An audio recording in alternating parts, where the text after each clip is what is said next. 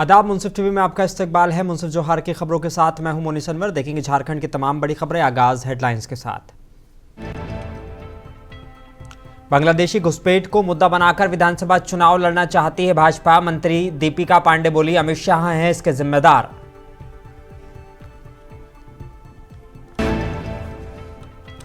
बांग्लादेशी घुसपैठ पर झारखंड हाईकोर्ट ने अधिकारियों को लगाई फटकार। अब बोले, कोर्ट को ना करें गुमराह।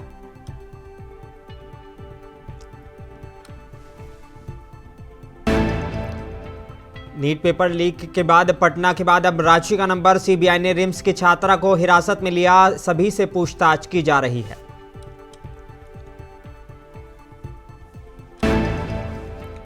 और नशे के खिलाफ जमशेदपुर पुलिस की कार्रवाई। गांजा के साथ एक को किया गिरफ्तार, जबकि एक फरार होने में रहा कामयाब।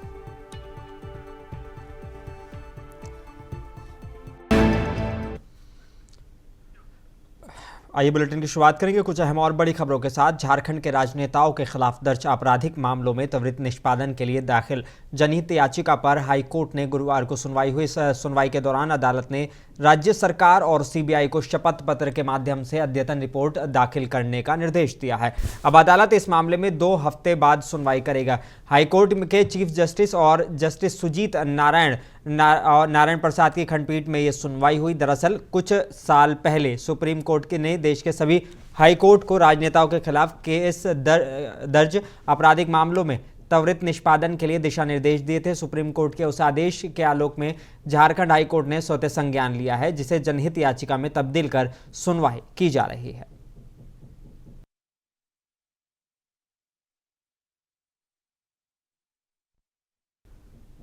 और झारखंड हाईकोर्ट में राज्य के संताल परगना में बांग्लादेशी घुसपैठ पर रोक लगाने की मांग को लेकर दाखिल जनहित याचिका पर सुनवाई हुई है। चीफ जस्टिस डॉक्टर BR सारंगी और जस्टिस SN प्रसाद की खंडपीठ ने सुनवाई के दौरान संताल परगना के 6 जिलों के उपायुक्तों की बजाय कनीय अधिकारियों द्वारा शपथ पत्र दाखिल किए जाने पर कड़ी नाराजगी जताते हुए शपथ पत्र लेने से इनकार कर दिया।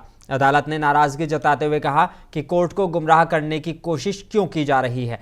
अदालत ने देवघर, दुमका, गोड्डा, साहिबगंज, पाकुड़ और जामताड़ा के उपायुक्तों को दोबारा शपथ पत्र दाखिल करने का निर्देश दिया है।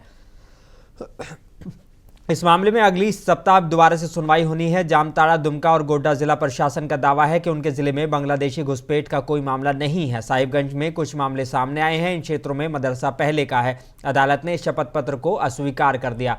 अदालत ने पिछली सुनवाई में संताल परगना के 6 जिलों के उपायुक्तों को शपथ पत्र दाखिल करने का निर्देश दिया था। अदालत ने सभी उपायुक्तों को यह भी निर्देश दिया था कि आपसी सामंजस्य से बांग्लादेश की तरफ से आने वाले घुसपैठियों को चिन्हित कर उन्हें वापस भेजने की कार्य योजना तैयार की जाए। संथाल परगना क्षेत्र में बांग्लादेशी घुसपैठियों के मामले पर दायर जनहित याचिका पर आज झारखंड उच्च न्यायालय में माननीय मुख्य न्यायमूर्ति एवं न्यायमूर्ति सुजीत नारायण प्रसाद की खंडपीठ में सुनवाई हुई। माननीय खंडपीठ ने कनीय अधिकारियों के द्वारा शपथ पत्र दायर करने पर राज्य सरकार से अपनी नाराजगी जताई और कहा कि DC से नीचे के अधिकारियों से शपथ पत्र दायर कराना उचित नहीं है। और इस मामले में पिछली सुनवाई के दौरान निर्देश दिया गया था कि राज्य के मुख्य सचिव सभी DC एवं SP के रिपोर्ट को मॉनिटर करेंगे। इस मामले में उपायुक्तों को शपथ पत्र दायर करने का निर्देश दिया गया है। इस मामले की सुनवाई अगले सप्ताह में की जाएगी। नीट UG पेपर लीक मामले में पटना के एम्स के बाद 4 छात्रों को गिरफ्तार करने के बाद अब सीबीआई की यह जांच रांची के रिम्स अस्पताल में हो रही है।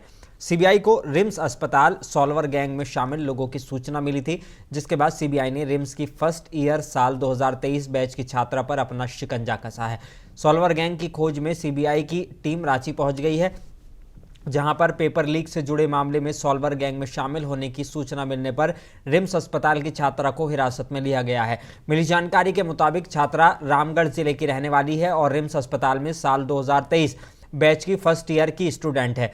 फिलहाल सीबीआई की टीम इस मामले में उससे पूछताछ कर रही है। रिम्स की छात्रा को हिरासत में लेने से पहले सीबीआई ने पटना के एम्स के 4 स्टूडेंट को गिरफ्तार किया था, जिनमें से 3 स्टूडेंट थर्ड ईयर और 1 स्टूडेंट सेकेंड ईयर का है, जिसकी पहचान Chandar Kumar third year, Rahul Kumar second year, Karan Jain third year, Kumar Shanu third year के तौर पर की गई है।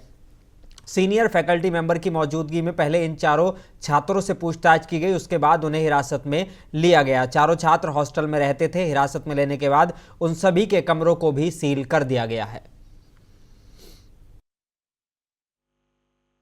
ये जो छात्रा है वो अभी प्रथम वर्ष की छात्रा है, 2023 बैच की छात्रा है और उसको प्रारंभिक पूछताछ के लिए सीबीआई द्वारा जो है पहले किया गया था, पूछताछ के लिए अप्रोच किया गया था। उसके पश्चात फिर से जो है जो उनको लगा कि इसको और आगे की तरफ जो इंट्रोगेशन है उसके लिए और पूछताछ की आवश्यकता है, इसलिए उनको कस्टडी में लिया गया है। जो उनके तरफ से जो प्रोटोकॉल है उसके हिसाब से लेटर्स दिए गए थे एडमिनिस्ट्रेशन को कि वो पूछताछ करना चाहते हैं और साथ में कस्टडी में लेने से पहले उनके जो लीगल गार्जियन माता पिता हैं उनको बताया गया। प्रारंभिक पूछताछ जो है वे बुधवार को हुई थी और कल ये वापस से कंटिन्यूएशन में फिर से पूछताछ की गई थी। उसके पश्चात वो कंटिन्यू करके उन्होंने कस्टडी में उनको ले लिया। नहीं, हमारे तरफ से जो कम्युनिकेशन था वो इनिशियली सिर्फ था। अभी अगर कोई आवश्यकता होगी, वैसे प्रबंधन को अगर लगेगा कि उनको कोई जरूरत है, किसी जानकारी की आवश्यकता है,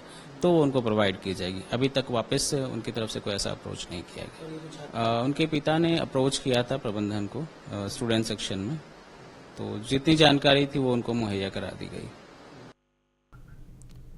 गोड्डा के महगामा में सड़क जाम से संबंधित एक केस के सिलसिले में कृषि मंत्री दीपिका पांडे सिंह दुमका के एमपी एमएलए कोर्ट में पेश हुई। कोर्ट से निकलकर मीडिया से बात करते हुए मंत्री ने कहा कि राजनीतिक विद्वेष की भावना से प्रेरित होकर केस किया गया है। सड़क दुर्घटना में घायल व्यक्ति को मदद करने और आक्रोशित भीड़ को शांत करने के बावजूद केस किया गया है। न्यायपालिका पर भरोसा है, जल्द ही न्याय मिलेगा। साथ ही झारखंड में बांग्लादेशी घुसपैठ का मामला इन दिनों गरमाया हुआ है। खासकर संथाल परगना प्रमंडल में संथाल की घटती आबादी का मुद्दा बनाकर भाजपा नेता राज्य सरकार पर हमलावर हैं। बांग्लादेशी घुसपैठ के बाबत जब मंत्री से पूछा गया तो उन्होंने कहा कि भाजपा बांग्लादेशी घुसपैठ के मुद्दे पर राजनीति कर चुनाव लड़ना चाहती है। संथाल परगना या झारखंड में बांग्लादेशी घुसपैठ अगर हुई है तो ये राज्य का मामला नहीं बल्कि केंद्र का मामला है। केंद्र सरकार ये बताए कि बांग्लादेशी घुसपैठ समुद्र के रास्ते या रेल मार्ग थे या फिर हवाई मार्ग द्वारा यहाँ पर आए हैं। केंद्र सरकार इसको स्पष्ट करे, क्योंकि झारखंड की सीमा बांग्लादेश से जुड़ी नहीं है। चुनाव से पहले हवा भाजपा बना रही है, ये बात पीएम मोदी या फिर गृह मंत्री अमित शाह से पूछी जानी चाहिए। मैं जानना चाहती हूँ कि बांग्लादेशी आखिर झारखंड तक पहुंचे हैं तो क्या वो हवाई रास्ते से आए, कि रेल मार्ग से आए, कि जल मार्ग से आए। ये तमाम चीजें केंद्र सरकार का इशू है। हम लोग इंटरनेशनल बॉर्डर कहीं भी झारखंड शेयर नहीं करता, ना हम समुद्र के रास्ते से जुड़े हैं, ना हम लोग एक लैंडलॉक्ड स्टेट हैं। तो इस तरह की बात अगर आज यहाँ हो रही है तो ये सिर्फ चुनाव के पहले एक माहौल बनाने के लिए ये काम किया जा रहा है। और अगर किसी से सवाल होना चाहिए कि अगर बांग्लादेशी झारखंड में आ भी गए हैं तो ये भाजपा के होम मिनिस्टर से पूछना चाहिए। अमित शाह जी क्यों नहीं जवाब दे रहे हैं कि आखिर बांग्लादेशी अगर झारखंड में आए हैं जो ये कह रहे हैं, तो मुझे नहीं लगता इस तरह की कोई बात है। लेकिन आप जिस तरह से माहौल बनाने का प्रयास कर रहे हैं, मुझे लगता है ये गलत है। और झारखंड में अगर बांग्लादेशी आए हैं तो हम लोग केंद्र सरकार से मांग करते हैं कि आप इस बात का जवाब दें कि आखिर इंटरनेशनल बॉर्डर हम लोग नहीं शेयर करते हैं, फिर भी झारखंड में आप घुसपैठियों के जो भाजपा के बड़े बड़े नेता दूसरे राज्य के मुख्यमंत्री आकर के यहाँ झारखंड का माहौल खराब करने की कोशिश कर रहे हैं, वो इस बात पर। और झारखंड मुक्ति मोर्चा के प्रवक्ता सुप्रियो भट्टाचार्य ने पीसी कर बीजेपी पर कई गंभीर आरोप लगाए हैं और पार्टी नेताओं को घुसपैठियों और मदरसा जैसे मुद्दों पर घेरा है। सुप्रियो ने कहा कि बीजेपी के नेता जिस तरह की भाषा का इस्तेमाल इन दिनों कर रहे हैं उससे जहर की बू आने लगी है। उन्होंने कहा कि बीजेपी जो इन दिनों मुद्दा विहीन है, उसको सही सोच अब सामने आने लगी है। पीएम नरेंद्र मोदी सबका साथ सबका विकास की बात करते हैं, सबका विश्वास की बात करते हैं, लेकिन बीजेपी के एक नेता का कहना है कि सबका साथ नहीं, जो हमारे साथ उसका विकास। बता दें कि उनका इशारा पश्चिम बंगाल विधानसभा में विपक्ष के बीजेपी नेता शुभेंदु अधिकारी की हालिया बयान की ओर था, जिसमें उन्होंने कहा था कि सबका साथ सबका विकास की बात अब बेमानी हो गई है, बीजेपी के अल्पसंख्यक मोर्चा को बंद कर देना चाहिए।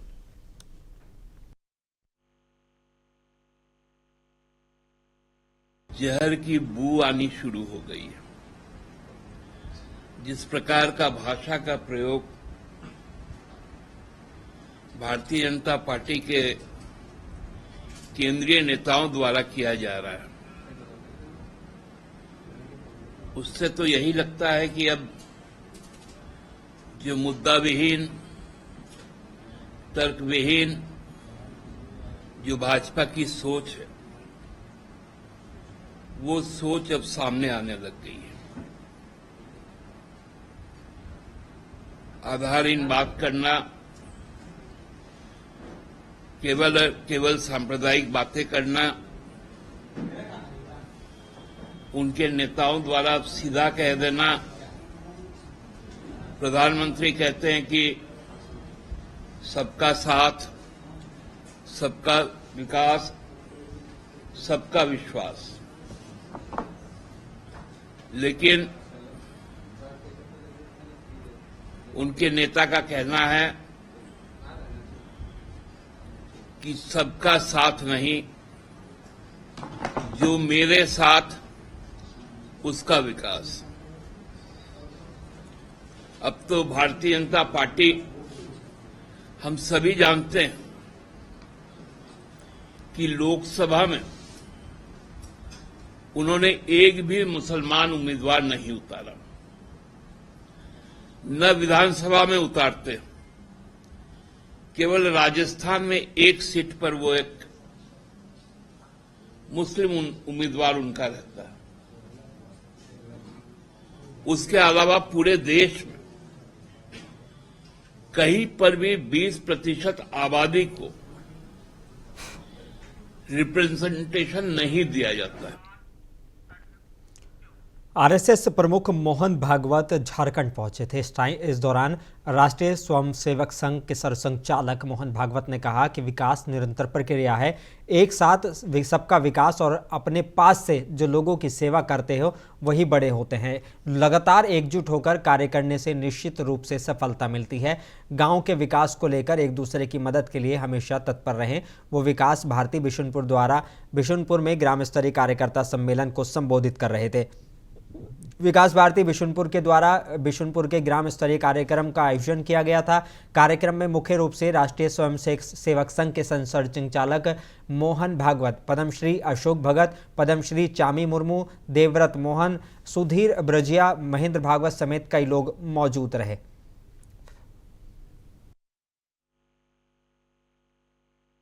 आगे बढ़ने का कोई अंत होता है क्या? इतना आगे जिसका कोई छोर नहीं, जहां पूर्णता ही मर्यादा हो, सीमाओं की डोर नहीं। विकास एक ऐसी चीज है, यहां तक विकास करना सोच के विकास किया, वहां गए, वहां पहुंचने के बाद दिखता है कि इसके भी आगे है तो मनुष्य है, लेकिन मानवता नहीं, इंसानियत नहीं है। वो मनुष्य बन जाए असली पहले, वहां जाने के बाद उसको लगता है लेकिन मनुष्य से कोई होते अति मानव, सुपरमैन कहते, सुपरमैन फिल्में वगैरह निकलती उसमें दिखाते हैं कि अलौकिक शक्तियां जिनके पास होती, तो फिर मनुष्य अलौकिक बनना चाहता है, सुपरमैन बनना चाहता है, अति मानव बनना चाहता है, लेकिन वहां रुकता नहीं। उसको लगता है कि देव बनना चाहिए, तो देवता बनना चाहता है, लेकिन देवता कहते कि हमसे तो भगवान बड़ा है, वो भगवान बनना चाहता है। और भगवान कहता है कि मैं तो विश्व रूप हूं, अभी तो आपको एक रूप में दिख रहा हूं, लेकिन मेरा जो सारे विश्व में व्याप्त ऐसा बिना आकार का रूप है, वो असली मैं। तो वहां भी कुछ है क्या रुकने की जगह, कि वहां से भी आगे कुछ है, ये कोई जानता नहीं है। ऐसे कह नहीं सकता, नहीं है ऐसे भी कह नहीं सकता। लेकिन एक बात जरूर इससे कहते लोग कि विकास का कोई अंत नहीं है। बाहर का विकास भी, अंदर का विकास भी, दोनों का कोई अंत नहीं है। ये निरंतर करने की बात है और इसलिए थोड़ा सा असमाधान रहना चाहिए हम सबको कि इतना सारा किया लेकिन अभी ये रहे। कांग्रेस नेता सुबोध कांत साहे ने असम के मुख्यमंत्री हेमंत बिस्वा शर्मा के बयान पर बोलते हुए कहा है कि पता नहीं बीजेपी के लोग कितने पढ़े लिखे हैं। असम के मुख्यमंत्री हेमंत बिस्वा शर्मा के बयान बेबुनियाद हैं। बीजेपी इससे अलग हटकर राजनीति नहीं कर सकती। पता नहीं भाजपा के लोग कितने पढ़े लिखे हैं, लेकिन जहां तक हम जानते हैं कि जो पूरी उनका राजनीतिक का नैरेटिव है कि मुसलमानों की आबादी बढ़ जाएगी और हमारा अस्तित्व खत्म हो जाएगा। 140 करोड़ के आबादी में अगर मुसलमान कितने परसेंट है, 15, 16, 18, 19 जो भी, तो 140 करोड़ की आबादी में जो हुआ दिखा के और इसी पे 10 साल राज किया, इसी पे अभी जो इन लोगों को इतना जिल्लत मिली है, इसके बाद भी बुद्धि नहीं आया कि इनका जो है बहुमत खत्म हो गया। तो ये आसाम में, नॉर्थ ईस्ट में, और ये नए नए मुल्ला बने हैं ये शर्मा जी जो है मुख्यमंत्री जी, तो थोड़ा ज्यादा ही जो है प्याज खा रहे हैं ये। तो इसलिए मैं कहना चाहता हूं कि इनका और इनको स्पेशलाइज्ड बना करके झारखंड में भेजा गया, इसलिए इनकी हरकतों को हम लोग वहां भी देख रहे हैं बड़े नजदीक से। ये बेबुनियादी है, लेकिन दुर्भाग्य है कि भाजपा इस फ्लैंक से अलग हटके राजनीति नहीं कर सकती है। उसके और पाकुड़ में शहरी क्षेत्र में प्रवेश करने वाले वाहनों से टोल टैक्स की वसूली करने के लिए बनाए गए नाका को डीसी पाकुड़ के आदेश के बाद अब एक बार सील कर दिया गया है।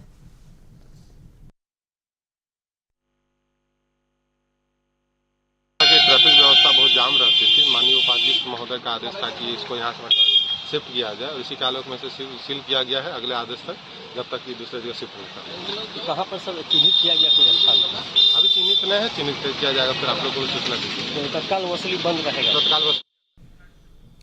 और जमशेदपुर पुलिस इन दिनों नशे के खिलाफ कार्रवाई के मूड में है। यही वजह है कि पुलिस शहर में छापेमारी कर नशे के खेपों को जब्त कर रही है। इसी क्रम में बिरसानगर थाना इलाके के अंतर्गत जोन नंबर 8 मोची बस्ती में एसडीएम पारुल सिंह की ओर से गुप्त सूचना के आधार पर छापेमारी की गई, जहां देव कुमार गुप्ता के घर पर छापेमारी के दौरान भारी मात्रा में गांजा बरामद किया गया है। वहीं 44,000 रुपये भी जब्त किए गए हैं। एसडीएम पारुल सिंह ने कहा कि गुप्त सूचना मिली थी कि क्षेत्र में गांजा बेचा जा रहा है। इसके बाद पहले उन्होंने इसकी जाँच की और फिर बिरसानगर पुलिस की सहायता से छापेमारी की है। छापेमारी के दौरान देव कुमार गुप्ता को गिरफ्तार किया गया है, जबकि देव का बेटा मनीष फरार होने में कामयाब रहा। एसडीएम पारुल सिंह जैसे ही छापेमारी करने के लिए देव के घर में घुसी, वैसे ही पहले ही तो देव की पत्नी ने गांजा से भरा झोला छुपाने की कोशिश की। हालांकि इस दौरान देव की पत्नी को रंगे हाथों पकड़ लिया गया।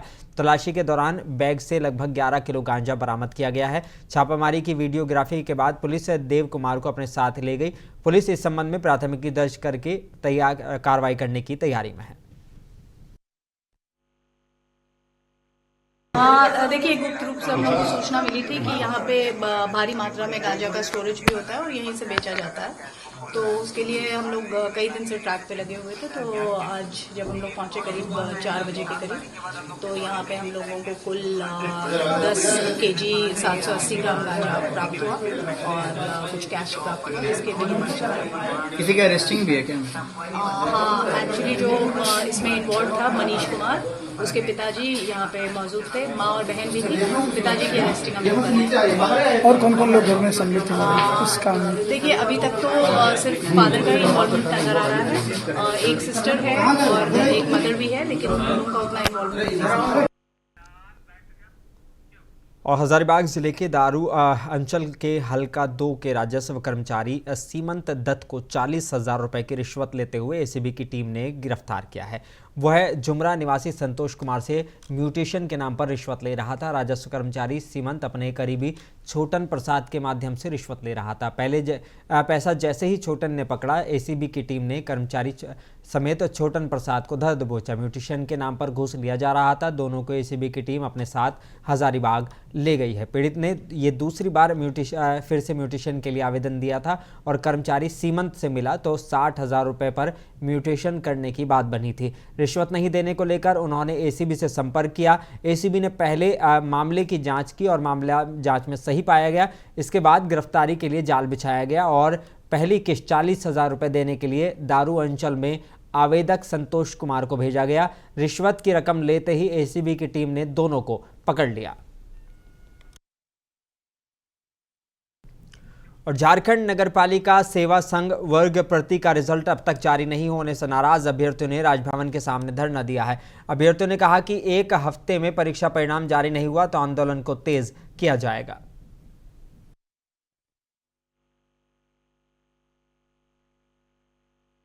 जल्दी से हम लोग का फाइनल आंसर की और रिजल्ट जारी हो जाए। ये हम लोग का एग्ज़ाम हुआ था अक्टूबर माह में हम लोग का एग्ज़ाम हुआ था। उसके बाद हम लोग बहुत सारे नेता मंत्री जेएसएससी ऑफिस विजिट किए तो हम लोग का मार्च में प्रोविजनल आंसर किया है और उसके बाद देखिए फिर से 4 माह बीत गया, अभी तक हम लोग का फाइनल आंसर की नहीं आया। जबकि ये प्रोविजनल के बाद फाइनल आंसर की 10 दिन का काम है, बहुत ज़्यादा से ज़्यादा, क्योंकि उसमें 8-10 क्वेश्चन पे ऑब्जेक्शन रेज होता है जिसमें गलत होता है। तो हम लोग इंतजार करते करते अब थक चुके हैं। अब जाके हम लोग आंदोलन में बैठे हैं और हम लोग तब तक बैठेंगे जब तक हम लोग का फाइनल आंसर की और रिजल्ट जारी नहीं हो जाता। सर हम लोग को 10 मान से घूम रहे हैं सर।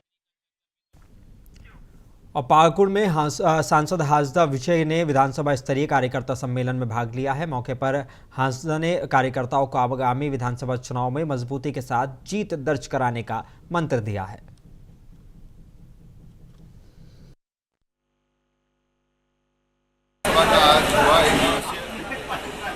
इसमें समीक्षा स्वरूप जो हमारे लोकसभा में जिस तरह से महसूस विधानसभा बीते लोकसभा इलेक्शन के बनिस्पत इस बार भी हम लोगों ने लीड किया और ज़्यादा वोट से लीड किया। इसकी समीक्षा बैठक के साथ 2024 हमारे मुंसिफ जोहार में बस इतना ही। मुझे दीजिए इजाज़त। बने रहिए मुंसिफ टीवी के साथ।